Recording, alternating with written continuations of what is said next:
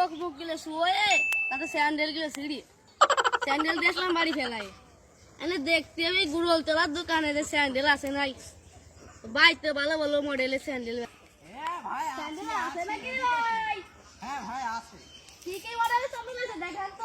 আজকে বিখ্যাত দেখা বিজ্ঞানের স্যান্ডেল মতো সেই স্যান্ডেল নিয়ে আসছে। আচ্ছা স্যান্ডেল নিয়ে দেখান। হ্যাঁ ভাই আছে। এই দেখুন এই স্যান্ডেল দেখছেন, এই স্যান্ডেল বিজ্ঞানে মেসি পড়েছিল, সে একবার পড়ার পরে স্যান্ডেল জোড়া নিয়ে আসছি।